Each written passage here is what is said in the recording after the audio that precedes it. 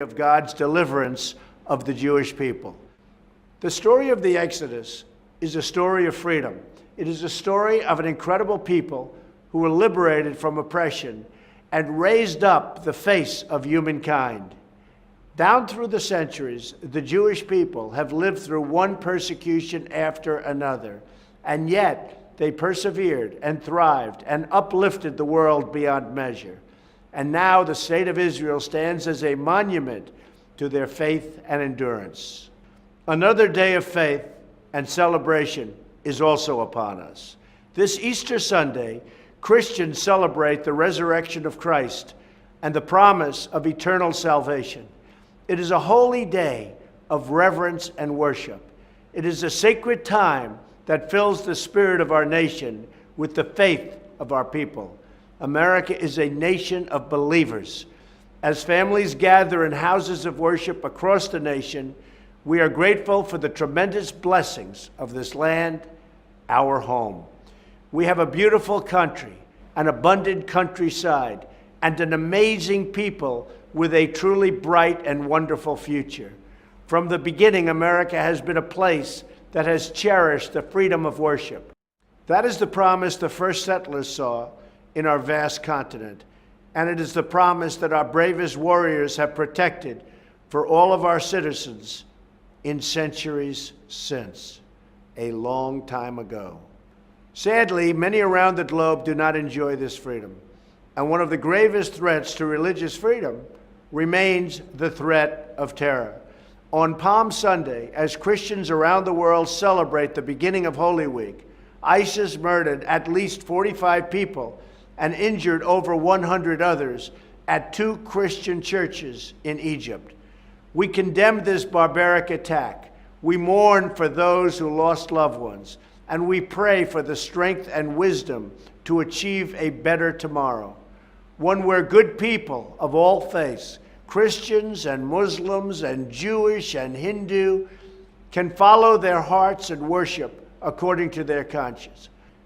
With God's grace, life always triumphs over death. Freedom overcomes oppression, and faith extinguishes fear. This is the source of our hope and our confidence in the future. I also want to give a special message to those struggling Americans who have felt for too long the bitter taste of hardship. I want you to know this White House is fighting for you. We are fighting for every American who has been left behind. We are fighting for the right of all citizens to enjoy safety and peace, and to work and live with the dignity that all children of God are entitled to know.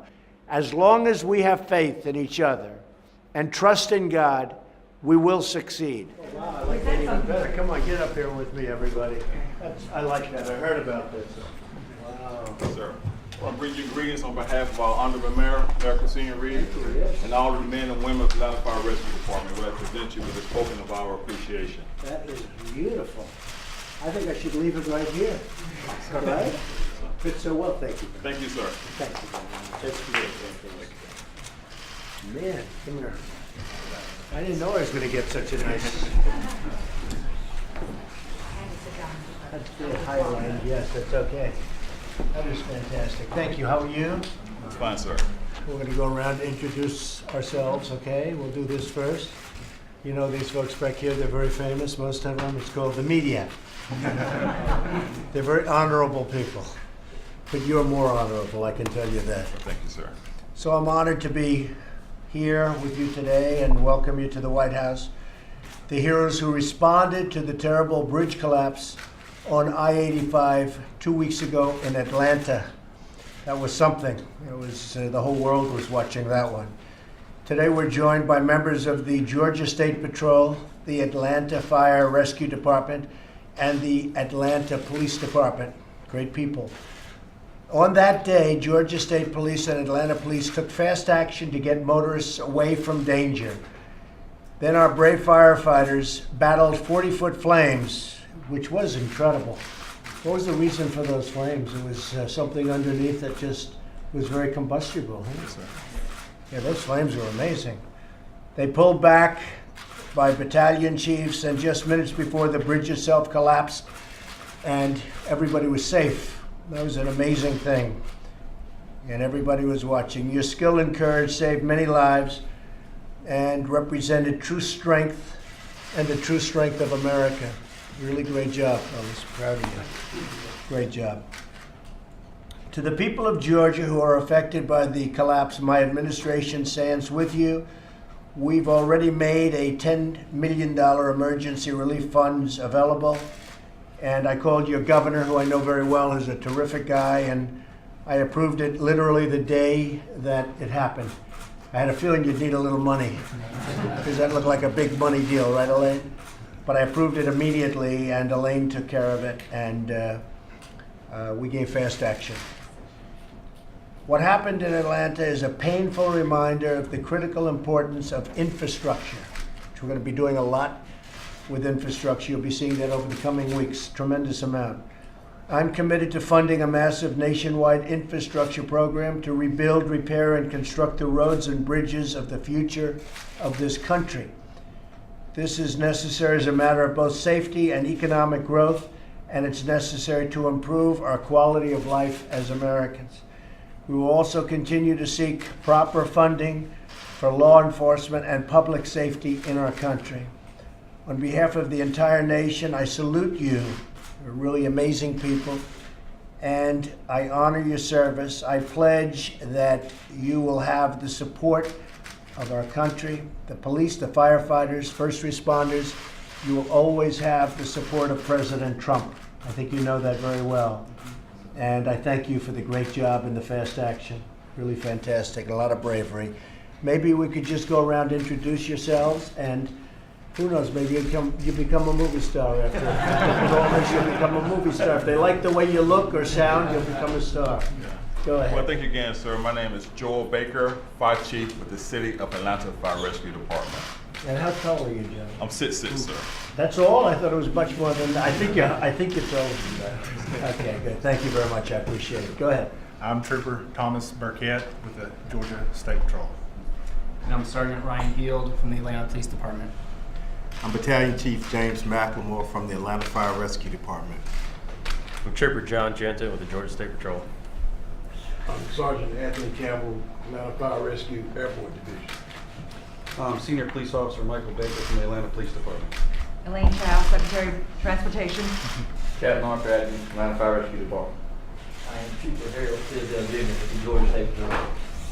Trooper First Class Kendall McCoy, Georgia State Patrol. I'm Tom Bosser, I'm the President's Homeland Security Advisor. Battalion Chief Douglas Hatcher, Atlanta Fire Rescue Department. Sergeant First Class Thomas Custer with the Georgia State Patrol. Assistant Chief of Atlanta Police Department, Rodney Bryant. Great, Rodney. Well, thank you very much. So, who's the bravest person in this room? That's what I want to know. Raise your hands if you're the bravest person. Huh? Maybe it's... I thought so. I thought so. No, go ahead. Sergeant First Class John Cronin, Georgia State Patrol. Great. Officer Ryan Severance with the Atlanta Police Department. Great. Elaine, would you like to say something? Mr. President, arrayed beside you and around you are true heroes of our country. They demonstrate what courage, steadfastness, commitment, and fealty to their oaths to serve our communities mean. This fire was reported at 6:12 p.m., right in the middle of rush hour, on March 30th. By 6:20, this team was on site addressing the issue. Governor Nathan Deal also deserves some credit because he has, as a matter of policy, pre-positioned state troopers around I-85 to move any traffic incident right out of the way, so that helped a great deal. By 7 o'clock, the bridge had collapsed. By 8 o'clock, these brave men, leaders of their own communities, basically had the fire under control. The U.S. Department of Transportation was on site, and we worked hand in hand with these great heroes. And as you mentioned, $10 million from your administration went out within 1 hour of the governor making this request. The good story following all of this is also that the repair and recovery of this whole scene will occur very quickly. You will like them because they will come in under budget and on time. That's good. I love to hear the words under budget and under schedule, right? We used to call it ahead of schedule. Now we say under schedule, but that'd be great. And I have to tell you, Governor Nathan Deal did call me immediately as this was happening. And he sort of said, could you be ready? Because we're going to need some emergency money fast. And we were ready and we got him the money immediately. And again, we want to thank everybody in the room very much. And Secretary, congratulations. Not at all. Again, I told them that you were really approachable and that you would enjoy meeting them so much. They were a little bit apprehensive about meeting you, so they're just so thrilled. And Chief Baker and also Chief Bryant, these are the two leaders here. They Right. both said what an honor it is to be at the White House, to be with you. And you have done the first responder community a tremendous honor by honoring them. And they want to make sure, because they're saying that you are sending a message to all the first responders that you value them. So Chief Bryant, why don't you say that to the President? Yes, ma'am. I was sharing with her, Mr. President, that this is not only a great day for the City of Atlanta Fire Rescue Department, but it's a great day for all of the public safety personnel throughout the country, which include Department of Fire, Police, State Patrols throughout the country, Correctional Department, but all of public safety really appreciate the opportunity that you're recognizing public safety members. Well, Chief, I have great respect for the people that do what you do. It's amazing bravery, and the speed is incredible. So I want to thank you. And I think what we'll do is when we're finished here, we'll talk. And then, unless you don't want to do this, but I know you do, we'll go right across the hall to the Oval Office. We'll have some pictures. Is that okay, the Oval Office? It is, believe me, I've been in a lot of good offices. It is a special office, okay? Yes, sir. So we'll go over there, we'll take some pictures, okay? Yes, sir. Thank you all very much. Thank you.